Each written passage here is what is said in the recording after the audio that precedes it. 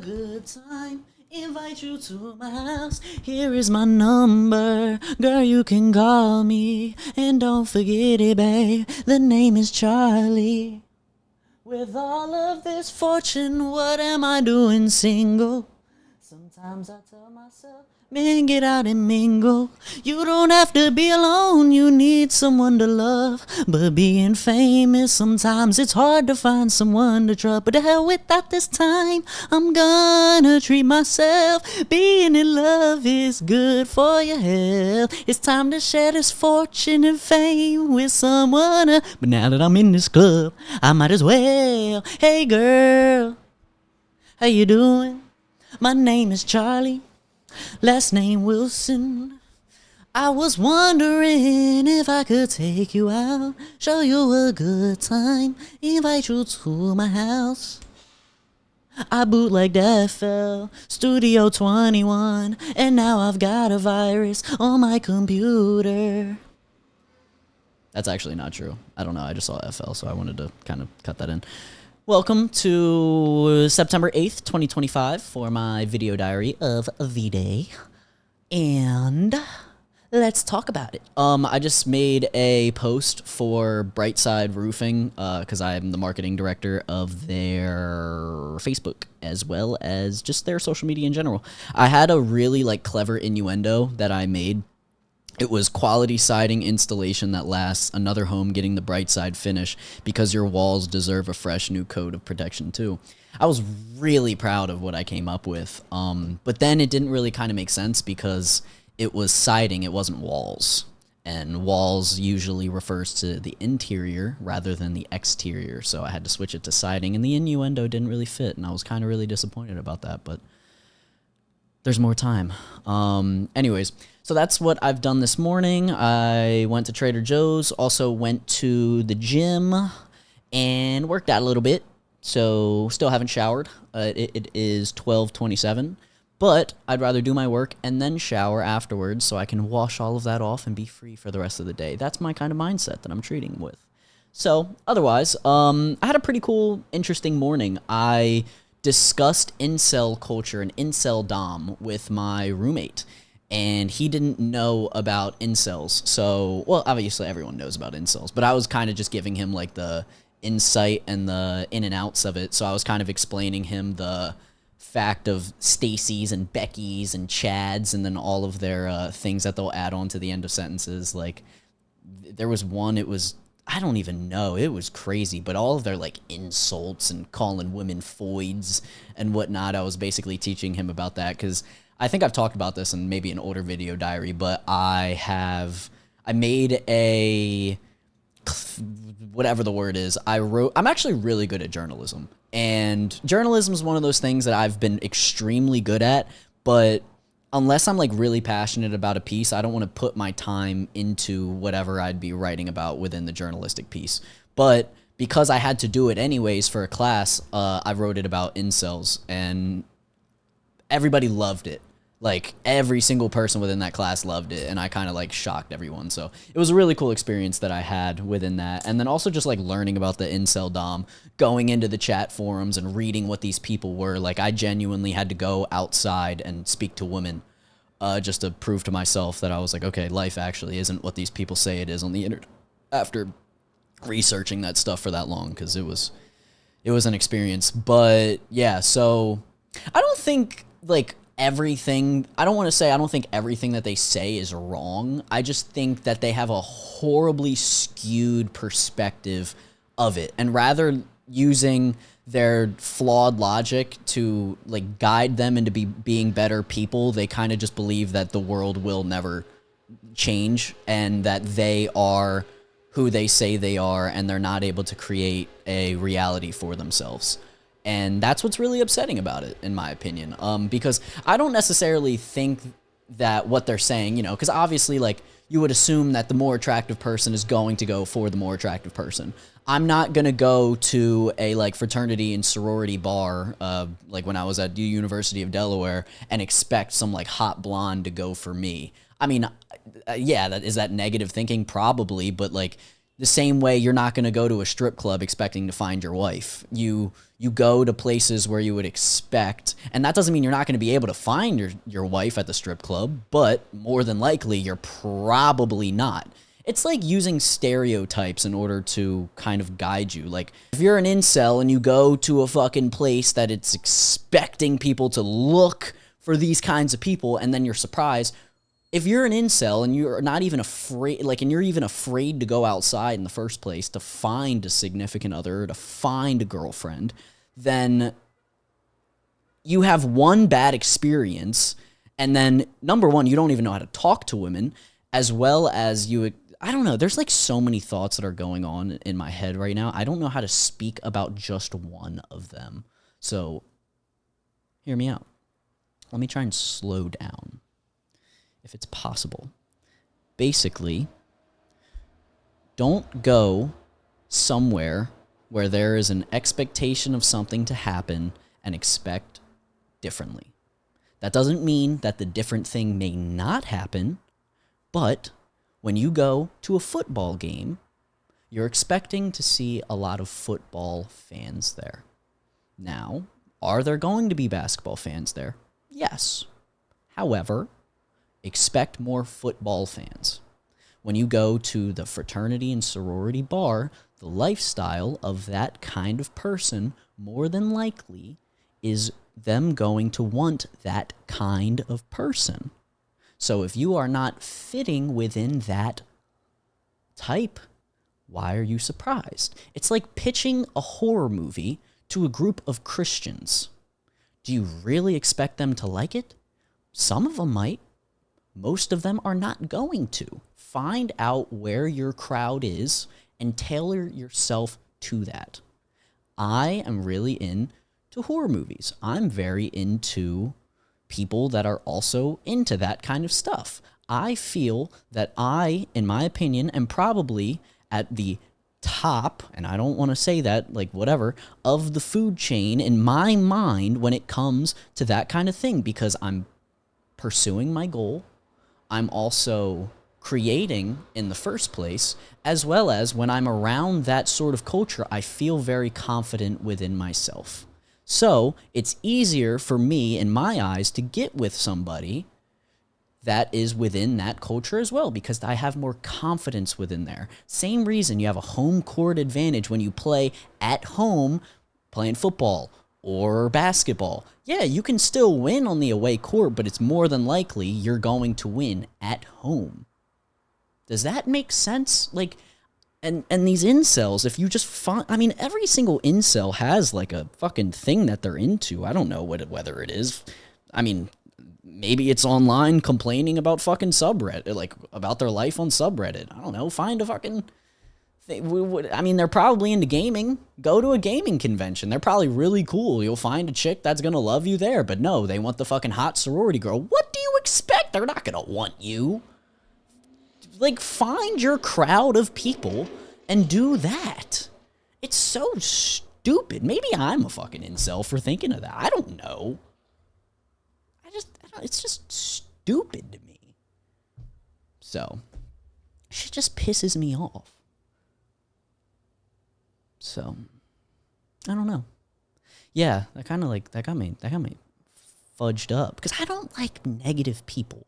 I don't like people that just don't think, and they think that the world is against them. I don't think the world is against anybody. You just need to know how to create your own world and understand what works and how to tailor your world around that, to those kinds of people.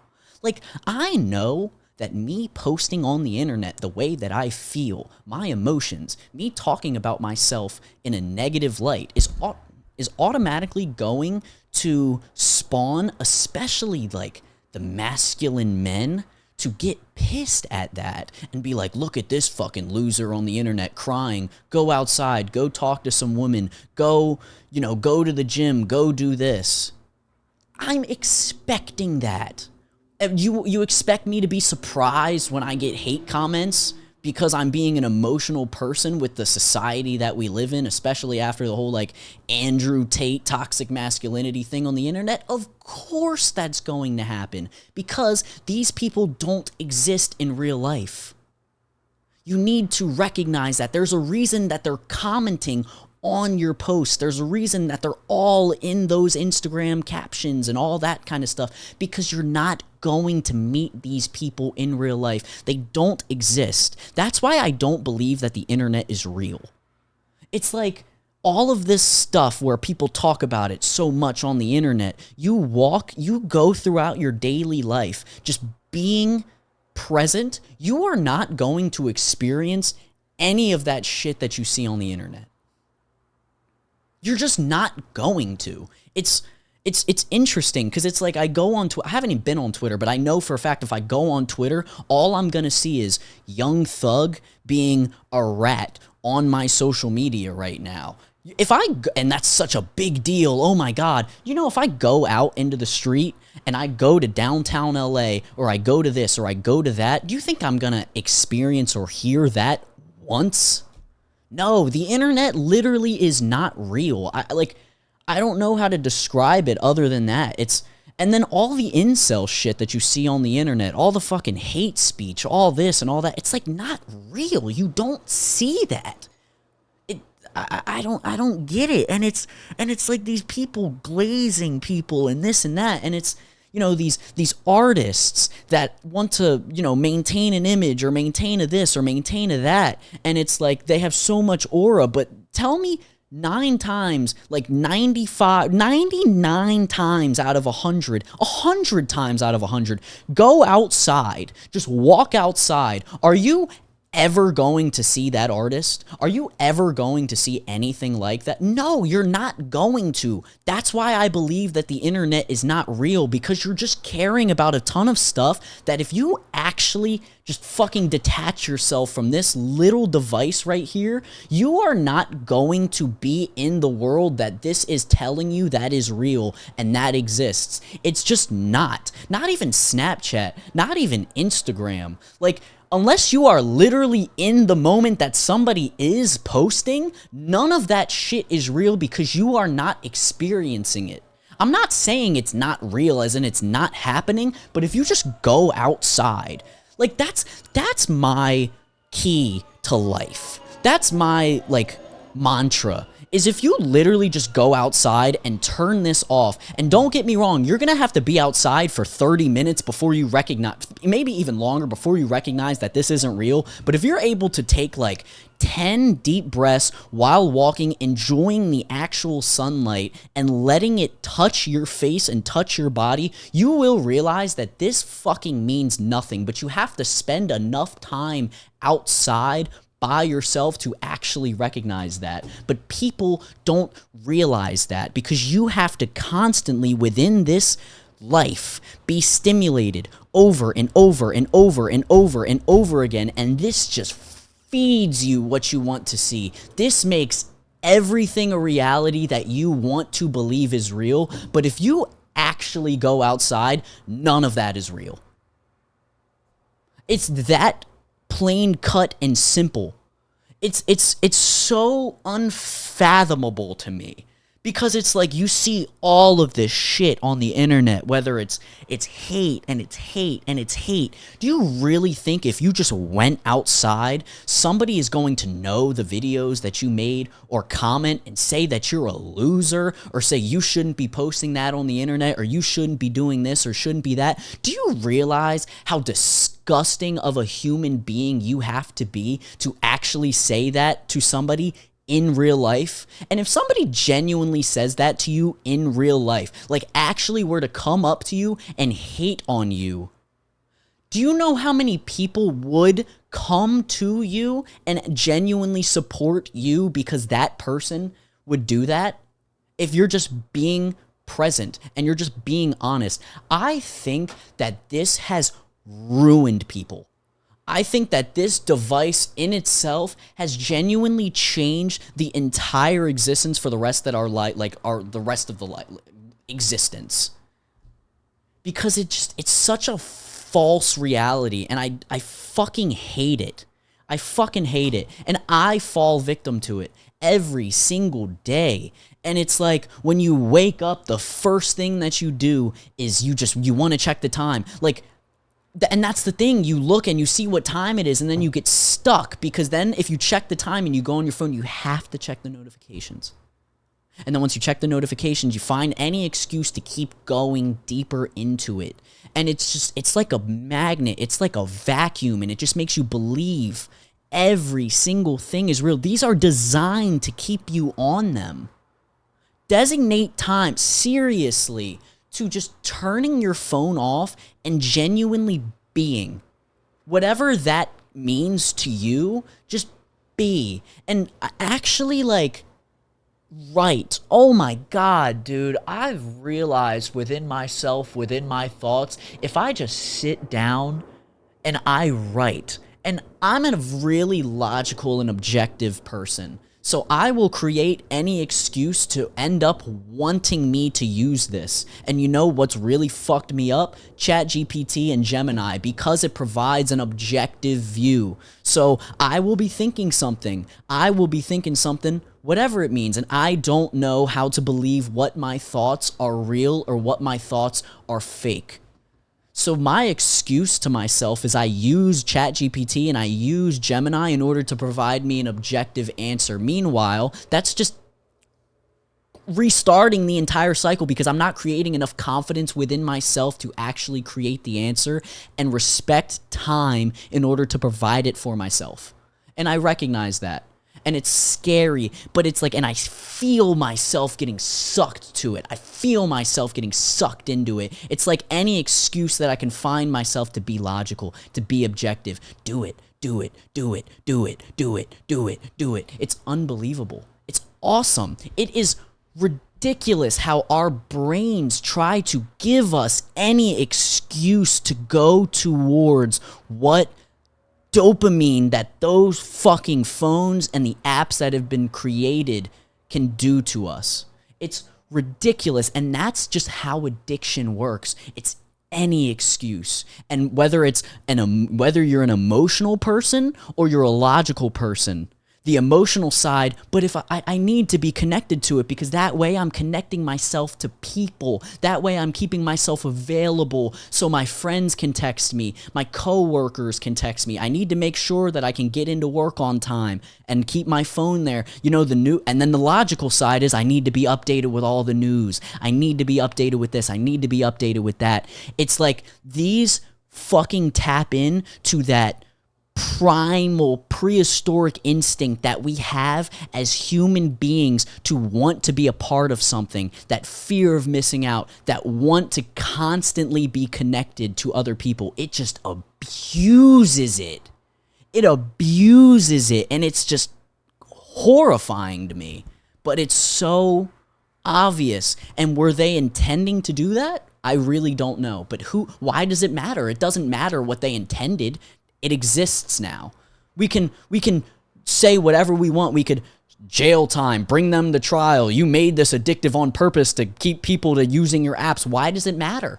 Why does it matter if it's already been created? You can't delete it. It's not like we're just going to delete Facebook. We're not going to delete Instagram. We're not going to delete Twitter. Now that it exists, we have to find a way to live with it and find a way to not let it affect us. But when you grow up knowing that that is the only thing that is real, it is so hard to detach yourself from it. So, that's my rant on cell phones and life. Fucking hate them. Oh my God, I fucking hate them. And it makes me think, you know why it really bothers me is it because it makes me think that all of that hate, and I'm not saying the hate coming towards me, I'm just saying the hate that exists in general, it makes me feel that it's real. But if you genuinely just go outside, it's not. And I'm really animated and pissed because I know that and I still fall victim to it. And it's so hard not to, but that's just the addiction cycle because it makes you create it a reality. So, but that's where I'm at. I'm learning. I'm learning a lot. But I think that's my rant for today. 20 minutes. I went crazy. So, all right. That's all we got for today. Enjoy yourselves. Go outside. Fucking enjoy grass. Hug a tree. I don't know. See, you know what you should do? You should recognize every single time that your brain creates that magnetic pull to whatever that thing is. Doesn't have to be a cell phone. Doesn't have to be this. Whatever that thing is, whether it's caffeine, whether it's a drug, whether it's food, recognize when it pulls you, why it pulls you. Think about, actually listen to yourself and catch yourself when it happens. Actually listen to yourself and say, oh, I want caffeine. Recognize what happened that led you to wanting that caffeine. Or maybe you're a drug addict and you want that next perk. Maybe you want that next Addy. Think about what sparked that desire in your head in order for you to be driven to that. Whatever it is that makes you want to look at your phone, think about it, catch yourself. If you're going to do it, you're going to do it regardless, but you will learn a lot about yourself if you just realize what triggers you to want that. And I think that is the number one key to genuinely